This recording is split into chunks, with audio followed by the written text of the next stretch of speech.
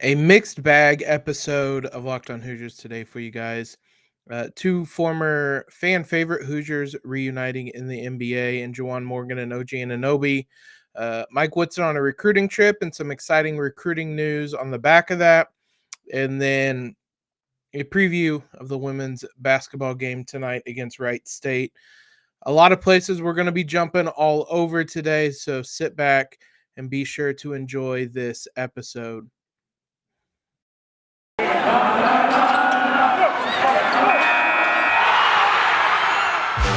You are Locked On Hoosiers, your daily podcast on the Indiana Hoosiers.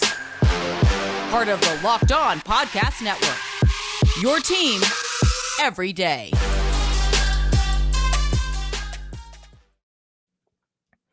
What is up, guys? It is Tuesday, December 21st. This, as always, is Locked On Hoosiers, your daily source for IU athletics news, reaction, analysis, trying to keep you guys as up to date as possible.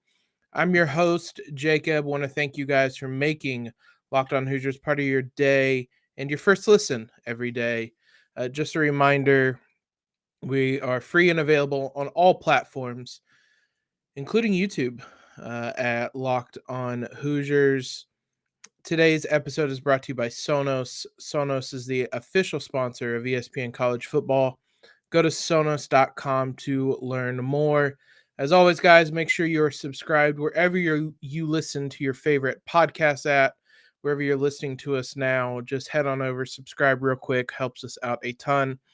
You can follow us on Twitter at LO_Hoosiers and on Instagram at Locked On Hoosiers. As I mentioned, we're going to be jumping all over the place today. Wanted to piece it together some things that hadn't talked about, things I'd made note of that wanted to talk about, and try to get all that stuff done on this holiday week. We're one day closer to the holidays. We're going to have a regular schedule for you guys this week.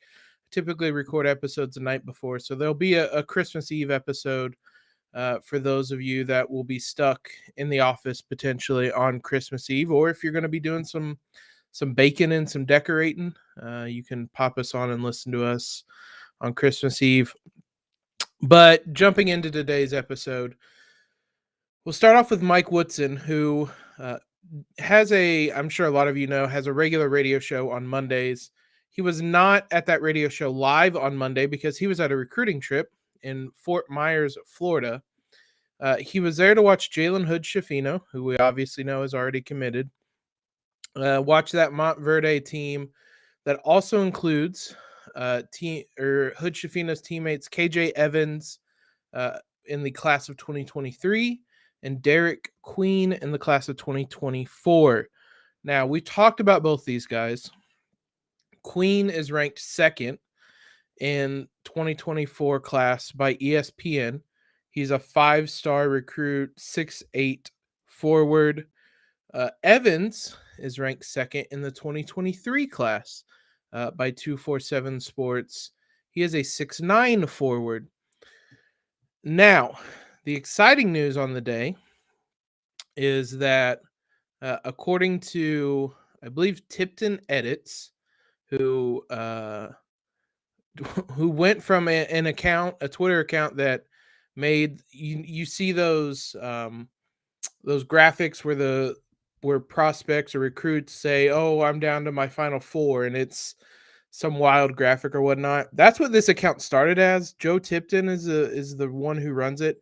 He's now become a national recruiting expert. He's kind of taken some of those ties he created with some of those kids and became a insider of sorts. So he reports on Monday night that Evans, who again, 2023 number 2 overall prospect, teammate of Jalen Hood-Schifino, is going to take an official visit to Indiana on February 11th through the 13th, that weekend in Bloomington. That's mighty interesting because the only other place he has taken an official visit is to Kentucky. Obviously, getting Hood-Schifino is a big advantage in kind of helping recruit his teammates. It's interesting, though, that he's taking a recruiting trip that weekend because the Hoosiers are going to be in Michigan State. So We will see. That'd be an odd weekend to come. Not saying he won't come, and maybe he's just going to look at everything else on campus. But that specific weekend, the Hoosiers are going to be in East Lansing. So I don't know if he is doing that on purpose. I don't know if he might be coming a different weekend.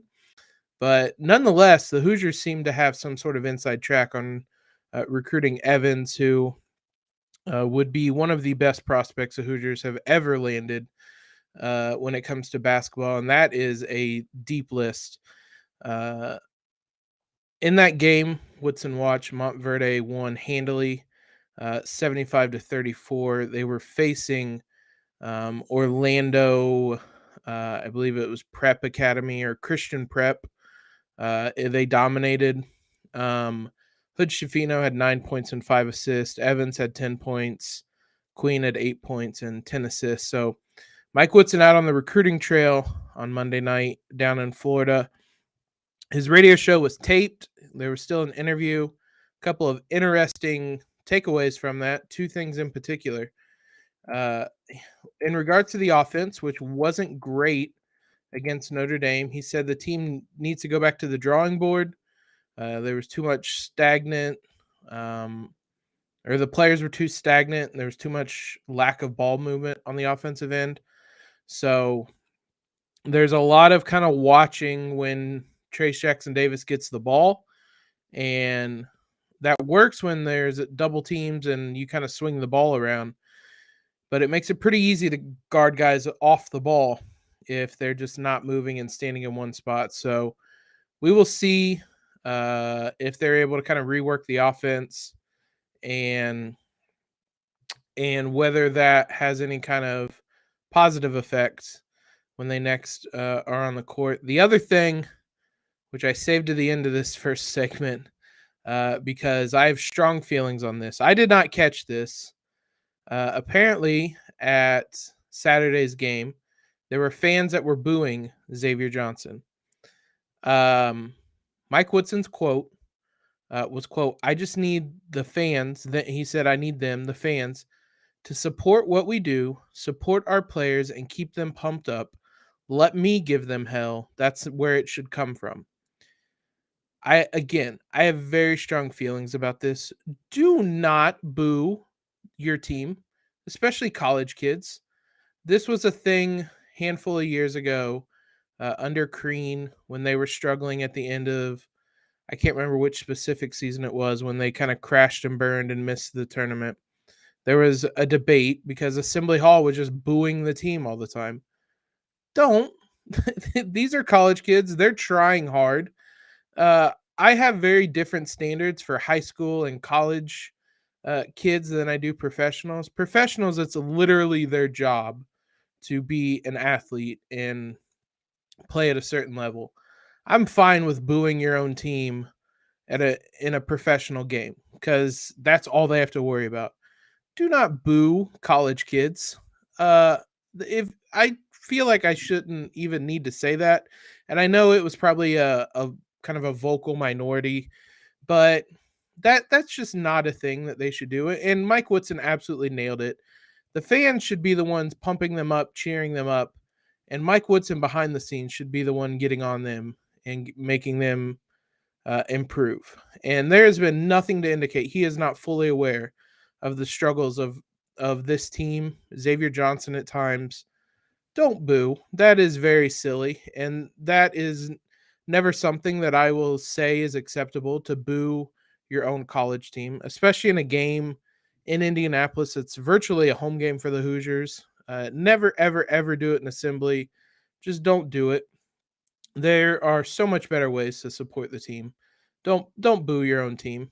I intentionally saved that to the end because I wanted to put myself on a time limit because I could rant about that for a while. But Mike Woodson, those were a couple notes from him. He was busy on Monday out on the recruiting trail. He's been hitting home runs on the recruiting trail, so we'll see if he can continue that. A couple former Hoosier basketball players, as I mentioned at the top of the show, reunited on Monday amid some chaos going on in the NBA right now. I'll tell you about Juwan and OG Anunoby playing together again, why Juwan's back in the league, all that. I would say fun stuff, but it's not a fun situation in the NBA right now. Before that, though, this is it, guys. The putt to win the tournament. If you sink it, the championship is yours. But on your backswing, your hat falls over your eyes. Is this how you're running your business? Poor visibility because you're still relying on spreadsheets and outdated finance software? To see the full picture, you need to upgrade to NetSuite by Oracle. NetSuite's the number one cloud financial system to power your growth. With visibility and control of your financials, inventory, HR, planning, budgeting, and more, NetSuite is everything you need to grow all in one place. With NetSuite, you can automate your processes and close your books in no time while staying well ahead of your competition. 93% of surveyed businesses increase their visibility and control after upgrading to NetSuite. 27,000 businesses already use NetSuite. For the new year, NetSuite has a new financing program for those ready to upgrade at netsuite.com/lockedonncaa. Head to netsuite.com/lockedonncaa for this special one-of-a-kind financing offer on the number one financial system for growing businesses.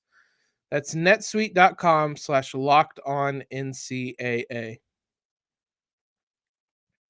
Thanks again for making Locked On Hoosiers your first listen every day, guys. Make sure you check out the Ultimate College Football Playoff Preview 2021. Local experts, betting advice, and draft analysis. The most comprehensive college football playoff preview has begun. Make sure you guys check that out. Juwan Morgan and OG Anunoby are back together on Monday. I believe Shams Karania of The Athletic reported Juwan Morgan would be signing as a replacement player. We talked about him a bit during the offseason. He was with the Utah Jazz. They had the opportunity to keep him. They opted not to. He became a free agent, never landed with a team.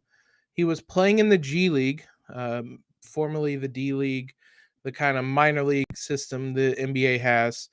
He was playing with the Maine Red Claws, which is the Boston Celtics affiliate.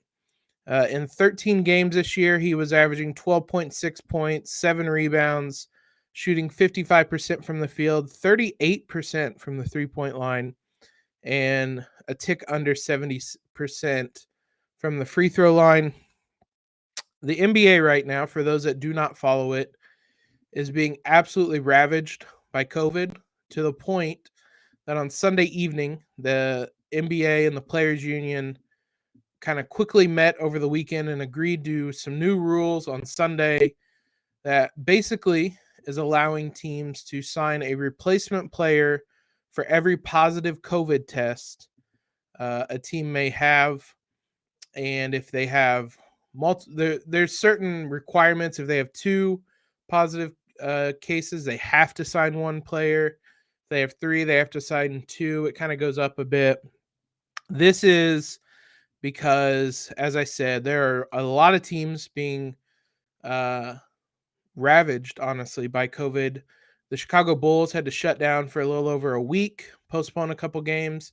The Brooklyn Nets, I believe, have 10 players in protocols, health and safety protocols, which is basically isolation right now. The Los Angeles Lakers had 7 people and 2 coaches in health and safety protocols. So this was a necessity. It's going to give guys like Juwan Morgan, some guys that are kind of on that fringe, have been in the NBA or playing in the G League right now, give them a bit of a shot. It's exciting to see Juwan and OG back together, friends since back in high school. Obviously, 2 fan favorites during their time in Bloomington, and now back together in Toronto. Toronto has a reputation as a great place for player development. I don't know how long Juwan is going to end up latching on there. Right now, these replacement player contracts are just for 10 days.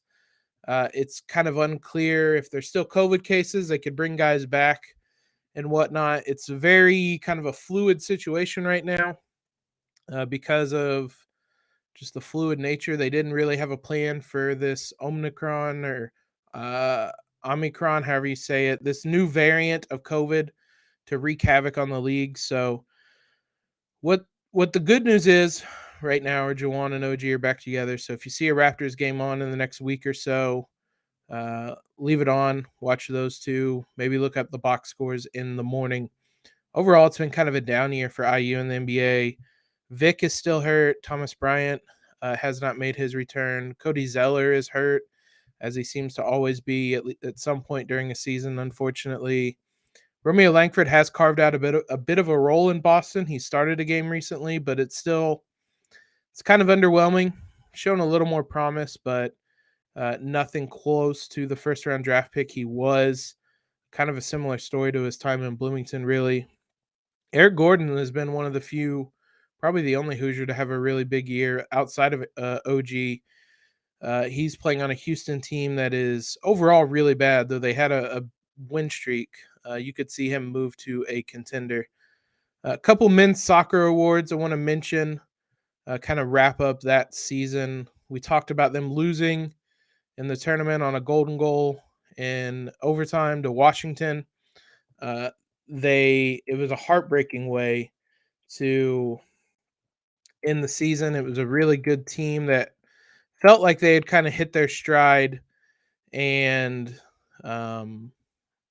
seemed like they were turning in the right direction, but they end up losing to a Washington team that at least made the national championship game. So it was a really good team, but nonetheless a painful defeat. But handful of awards. Daniel Mooney was named the Big Ten Defender of the Year. He's the fourth Hoosier in 5 years to receive that award. Jack Mayer in 2019, Andrew Gutman in 2018, and Grant Lillard in 2017 all received the award. Roman Celentano and Mooney were named United Soccer Coaches All-Americans. Celentano was the second team keeper. Mooney was third team for defense, center back, obviously. And then 3 guys were invited to the MLS Showcase. Celentano, Mooney, and Herbert Endley. All 3 could come back next season. None of them have indicated they aren't coming back. But per IU's kind of press release on this, they describe this event as one that will allow MLS clubs to scout and interact with potential MLS Super Draft selections across different stages of their collegiate careers without jeopardizing players' college eligibility. So it kind of feels like a combine where they can talk to teams and still potentially go back to college. So it seems like a good experience for those guys to be a part of. So wanted to kind of put a bow on that season. It was a frustrating one, but it'll be interesting to see where the Hoosiers go from here. Victor Becerra, it's going to be interesting to see where he goes, whether he's picked up by an MLS team, whether he's drafted. I don't believe the MLS Super Draft is until January, and good luck finding any kind of mock draft on that. There's a very small handful of people who have the experience and knowledge to do those types of drafts, mock drafts, and they haven't put any out yet because I looked. So it'll be interesting to see where Victor Becerra lands. Another guy who was a fan favorite, one of the best Hoosier attackers we've had in some time, and a player that I'm absolutely going to be keeping an eye on at the next level. Women's basketball team, quick turnaround here, are back in action tonight. We'll give you a little bit of a preview for a game that should be, knock on wood, pretty easy win for the Hoosiers. But I've been telling you guys about PrizePicks, and if you still haven't signed up, what are you waiting for? In addition to the college football action, PrizePicks makes college basketball more exciting. PrizePicks is daily fantasy made easy. They're your leader in college sports daily fantasy. They offer more college football and basketball props than anyone in the world and offers all the star players on the Power Fives, as well as mid-major guys you have not even heard of. They offer any prop you can think of with basketball. It's anywhere from points to rebounds to assists to threes to much more. All users that deposit and use promo code LOCKEDON will receive a 100% instant deposit match up to $100. Free money they are giving you guys just by using that promo code LOCKEDON. It's really simple, guys. You pick 2 to 5 players, Pick the over-under on their prop, and you can win up to 10 times your entry. They allow mixed sports entries, so you can take something from one of the college football bowl games with something for Trace Jackson Davis in a game this kind of holiday season, these non-conference games. Mix and match there. So don't hesitate. Check out prizepicks.com and use promo code LOCKED ON, all one word, or go to your app store and download the app today. PrizePicks is daily fantasy made easy. Women's basketball team moved up to number 8 in the rankings on Monday. They sit at 9-2. Their 2 losses are to two of the top contenders, honestly, this season, NC State and Stanford. They've acquitted themselves well to those top teams, even if they've come in losses. Stanford is number 2, NC State is number 5. Both those games were close games until late. Hoosiers have a chance to pick up win number 10 against Wright State tonight, and this honestly is not a good Wright State team. They're 1-7 on the year. We mentioned the other night they lost their first 5 games and then went 3 weeks without playing because of a COVID kind of outbreak. They returned to the court last Wednesday, beat Lake Erie 91-60. That's like I said, that was their only game in the last 3 weeks, so they're coming in a little rusty and struggling mightily. A game's at 7 o'clock tonight in Assembly Hall on Big Ten Plus. IU is 5-0 all-time against Wright State, but it's been a while since those two teams have played. 06-07 was the last game. The Hoosiers won it by 21 points. Every other game came in the 90s, and not one of them was close. Wright State, their notable players are Destin Jackson, guard, who is averaging 14 points a game, as well as guard Jada Roberson, who is scoring 11 points with 4.2 rebounds. Hoosiers are coming off a victory. It wasn't a pretty one over Western Michigan, but it was a victory nonetheless. So for me, what I'm watching for is this offense getting back on track and what they can do to they dominated the paint the other night. Would love to see them be able to knock down some three-pointers again. Just make sure this offense is really clicking on all cylinders during these holiday games before they head into the thick of Big Ten play and compete for that Big Ten title. Also, Mackenzie Holmes' dominance is fun to watch and see. A lot like Trace Jackson Davis, it's just fun to watch him play. Holmes is a all-time player for the Hoosiers, and watching her dominate around the rim with either hand, it's a ton of fun. If you guys haven't watched, effortless in the post, and like I said, she can finish with either hand. She's not ambidextrous, but you would have me fooled because literally over either shoulder she can score with. So it's just fun to watch her play, see her score. So those are the 2 things I am watching for. We'll recap that game in tomorrow's episode. We're going to try to get Jared on this week. Like I said, though, we're going to be here the rest of the week up through Christmas Eve. So thanks again, guys, for making Locked On Hoosiers your first listen every day. As I said, we'll be back tomorrow recapping that game. Now, for your second listen today, head on over to Locked On Bets, your daily one-stop shop for all your gambling needs, hosted by your boy Q with expert analysis and insight from Lee Sterling. Appreciate all the love, the conversations we have on Twitter. Please give us a follow over there if you haven't already. Subscribe to the podcast, leave a rating and review. I know everybody asks, but it helps out just a ton. So if you can take a moment, just give us a rating and review. It's a huge help. But most importantly, guys, have a great Tuesday. Have a great holidays.